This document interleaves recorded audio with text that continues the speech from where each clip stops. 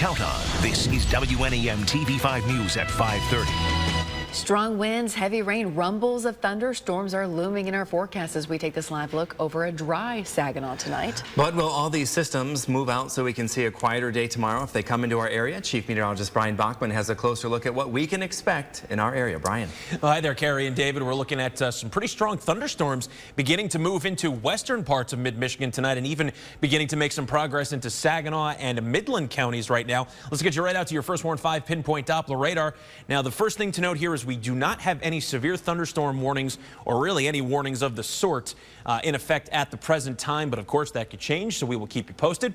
As for your first Warn 5 pinpoint Doppler radar, you can see a couple of very heavy cells, pockets of very heavy downpours, maybe even a little bit of small hail falling in parts of Midland County right up to about Sanford. In fact, just to the south and west of Midland itself right now. Moved through Oil City in the last 20 minutes, now moving into Coleman. It'll cross US 10 as it continues northward into Gladwin County. You can also see over toward Farwell, just to the west of Clare and through Rosebush, Beale City. You're getting a bit of moderate to even heavy rain, also getting a little bit of a heavier downpour into Mount Pleasant, as are most of you now in Gratiot County, pretty much along the entire US 127 corridor and westward, beginning to move into Breckenridge and right up to about St. Louis as well. And a couple of smaller cells will track a little farther east here, are moving their way into central and northern parts of Saginaw County, sticking just to the west of Saginaw itself, but a couple of other downpours, also a light shower moving through Bay City for the time being. A lot more activity still lying in wait off to the west. We'll have more on that in just a bit. Before we get away from that, severe thunderstorm watch does remain in effect for the entire mid-Michigan area until 10 p.m. tonight. So if you have any evening plans, of course, be safe on the roads and keep that ever watchful eye to the sky. We'll keep you posted. I'll have another update for you coming up in just a little bit. Thank you, Brian. With that severe thunderstorm watch currently in effect, we are keeping a close eye on Shiawassee County. Road warrior Andrew Keller is there right now checking out conditions. Looks like just a few raindrops there on your windshield, Drew. Yeah, you know, and really that's the first rain we've seen. We started out in Genesee County. We're heading west on I-69 as we speak right now.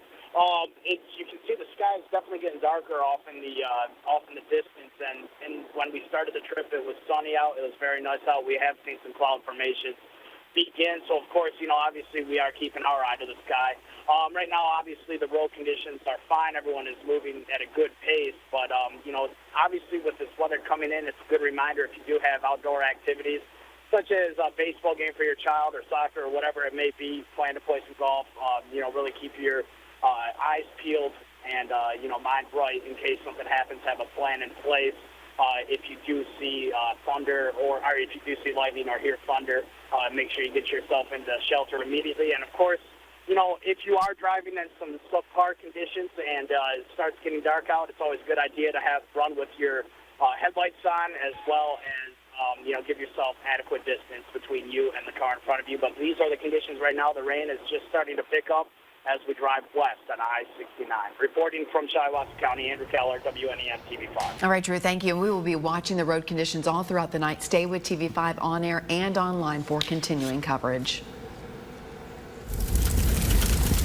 Well, two of mid-Michigan's largest cities have some of the highest arson rates per capita in the country. And there are specific clues investigators look for to determine if a fire is in fact suspicious. TV5's James Felton takes us along with a Saginaw fire investigator to show us how he detects an arson. It's improving, but it's still an issue. Ralph Martin talking about arson fires, like this one here at the old Saginaw County Fairgrounds. Working with the state police canine team, today he reached the conclusion this fire was arson. He gave us insight into how he investigates these types of fires, saying most of the time it's process of elimination. Speaking to the person who lived in the house, when the last time you were there, have you had electrical issues with your electrical problems? Did you have candles going? Did you have an iron going?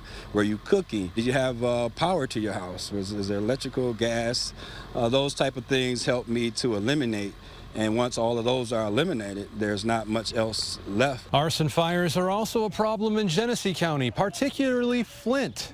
What makes things worse is they are really tough to prosecute. There are no eyewitnesses. most of the time. Arsonists usually act alone. They usually act at night. The clues have been burned up. Usually it's very hard to find a motive. David Layton is the Genesee County prosecutor. He tells us despite the challenges, there have been victories lately. 4 or 5 years ago, Flint had a rash of arson fires, and we have some good arson investigators. With the help of the city of Flint and the state police, we were able to identify a suspect and bring that individual to justice. Layton vows to keep working to bring arsonists to justice. As for Martin, he believes tips from the community will help to prosecute and ultimately prevent arson. Fires can always, bring about some pain and injuries, more ways than one. So let's work all together to eliminate arson and structure fires. Reporting in Saginaw and Genesee counties, James Felton, WNEM-TV5. Now, if you can help report an arson, you can call the number on your screen. It's 1-800-44-ARSON. Again, that number is 1-800-44-ARSON. There is a reward of up to $5,000 for those who help provide information that leads to an arrest or conviction of an arsonist. The driver of a tanker truck that exploded and caught fire closing a section of Interstate 75 in downtown Detroit has been cited for careless driving. The tanker was carrying 9,000 gallons of fuel. State police say the Detroit trucker told investigators mechanical problems caused his vehicle's back tires to lock and the tanker to overturn this weekend. MDOT says the interstate could reopen late Friday. Organizers of a marijuana legalization drive in Lansing have withdrawn their petition to legalize the drug. The Michigan Cannabis Coalition was expected to hear from the Board of State Canvassers on whether or not their petition was okay today, but instead informed the board of their withdrawal. The coalition plans to submit new language. Mega Millions lottery players, grab your tickets now. The jackpot is up to $214 million. This is the third largest jackpot in the past year for the Mega Millions game. If a Michigan lottery player wins tonight, it would be the largest Mega Millions jackpot ever won in the state. And remember, you can catch tonight's winning Mega Millions numbers right here on TV5 before the 11 o'clock news. My dad was a veteran and he passed away a couple years ago. And so hopefully I think he'd be proud. After last night's storm riddled a Bay City cemetery with trees and debris, volunteers came to the rescue. TV5's Elena Holland went to Pine Ridge Cemetery this morning to see how volunteers are working to fix the damage. I was nowhere prepared to see what I saw. Just yesterday morning, Pine Ridge Cemetery in Bay City was in pristine condition for Memorial Day. But in the afternoon, a storm swept through and damaged the grounds. You know, we have a lot of trees down in this area. It seemed to have come through this side of the cemetery more than anything. Kelly Jean is head of the Friends of Pine Ridge Cemetery group. She says in just minutes, trees were broken and dangling, branches were scattered all over the ground, and headstones cracked. Something that she says was especially hard to take in on Memorial Day. And to know that you're here paying tribute to that in a couple hours, it's totally different. And I can see at least one military stone underneath the tree damage. And so, yeah, you just want to get that off of there and give that soldier and all the other people who are under the trees right now, too, the respect that they deserve. But Pine Ridge is run by volunteers, 4 to be exact, and they don't have the equipment to fix this big of a cleanup. In some areas of the cemetery, until these large trees are removed, it's uncertain how much damage is underneath.